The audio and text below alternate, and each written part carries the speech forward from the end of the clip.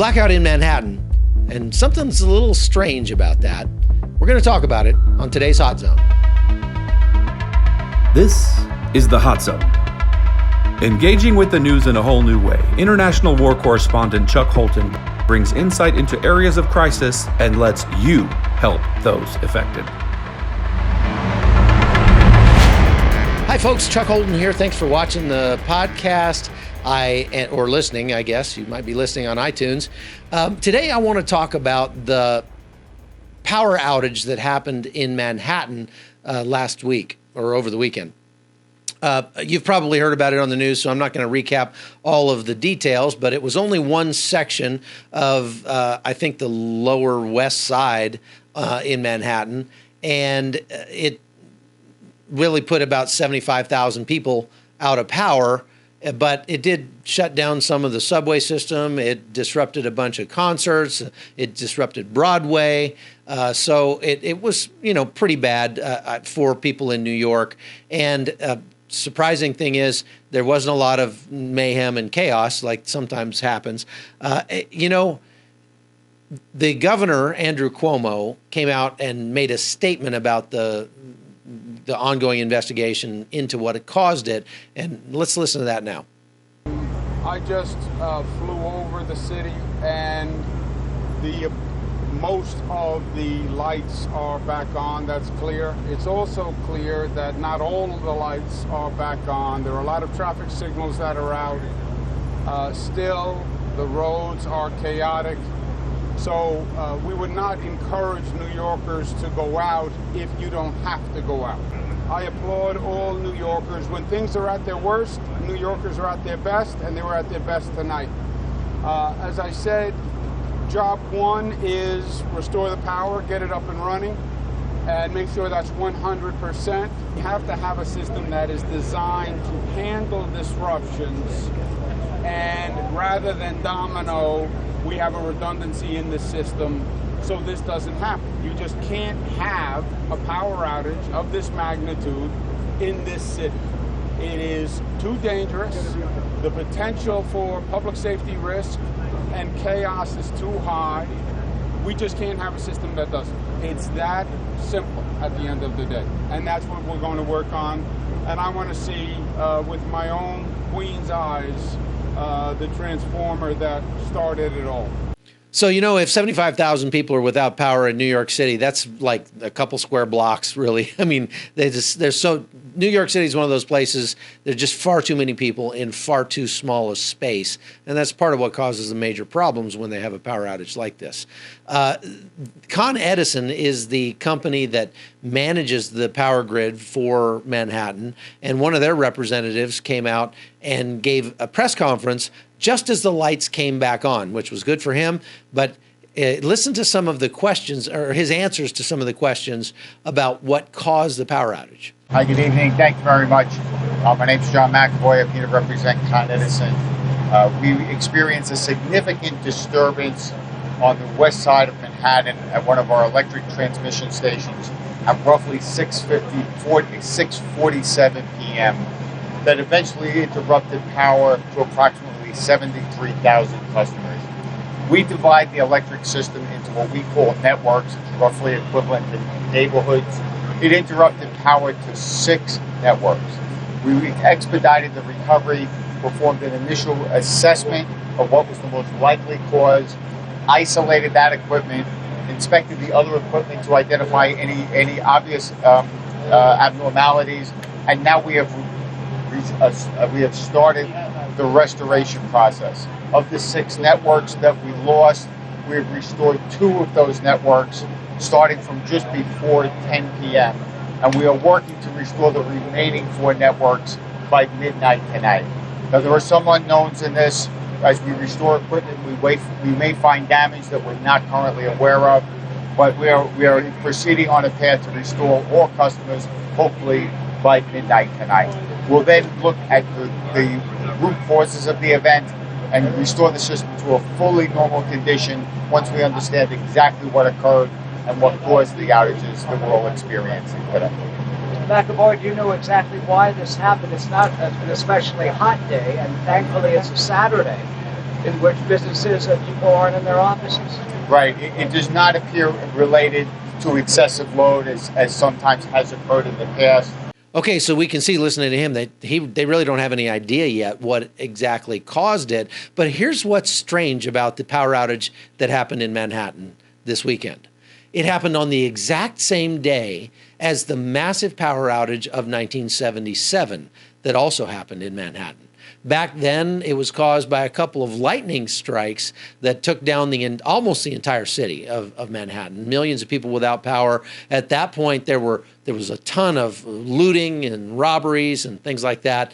And so what's strange to me about this, and I'm not a conspiracy theorist, but it is a little weird that this happened on the exact. I mean, what are the odds that it would happen on the same day, July 13th and 14th, as the big outage of 77?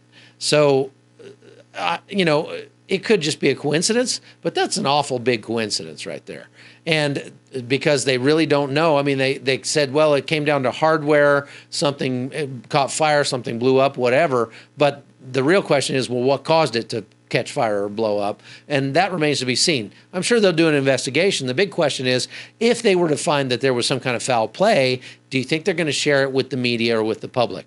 Because that would just loose all sorts of speculations. One thing that we do know is that we have enemies around the world who are capable of infiltrating our power supply, and three of those would be North Korea, Iran, and China. They have the wherewithal and they have the inclination. And so that's something that we need to keep an eye on. A couple of years ago, I did a series of investigative documentaries about the power grid of the United States, how fragile it is, and what might happen if it were to go down. Take a look. These high-powered transmission lines running across the Nevada desert carry electricity to almost 4 million people. It's called the Pacific DC Intertie, and it goes from Oregon, where the power is generated, all the way to Los Angeles. There are almost 150,000 miles of power lines like this across the United States. And out here in the Nevada desert, you can see how difficult it would be to secure a network this vast. There's no security whatsoever, and that could spell trouble for anybody that's reliant on this network. But the transformers on either end of the line are even more vulnerable. They are the foundation stone of our electronic civilization. Everything runs directly or indirectly on electricity. None of our critical infrastructures will work. Not communications, not business, transportation, even food and water depend ultimately on electricity. And these EHV transformers is what makes the modern electric grid possible. It can't run without them. A major problem with transformers is the fact that the cost associated with them. The larger transformers on the 500 kV can be in excess of $10 to $20 million for one transformer. The ability to have a spare, it's a hard argument sometimes from an economic perspective if you have something that's going to last 50 years. In the whole entire world, the global production is less than 200 of these a year. And we have 2,000 of them in our grid. The U.S. grid was originally designed to move electricity short distances from production to consumer. But there hasn't been a new generation plant built in decades, and that means power must now travel much further than originally planned. Even worse, the average EHV transformer is over 40 years old. It's very hard to replace even one of these things. There's only 2 railway cars in the whole country that are specially designed to accommodate these EHV transformers. You have to reinforce bridges, reinforce the highways, because they're so heavy, you can't just move them into place. But like so many things, we don't even make them in this country anymore. And there's only 2 countries in the world that make them for export, South Korea and Germany. They have to be custom made. You can't mass produce them. If a terrorist attack were to somehow destroy even a small number of these transformers, the results would be catastrophic. Well, it's the greatest threat our civilization faces right now. And I've studied weapons of mass destruction, all the various kinds of threats, chemical, biological, nuclear, physical sabotage, that this country faces. And the one that's always worried me the most is electromagnetic pulse. And that's because it's the easiest to pull off. You get the biggest bang for the buck. With a single nuclear weapon, you could destroy this whole country by a high altitude detonation. And at the same time, it's the least understood. Many people don't understand that it is real.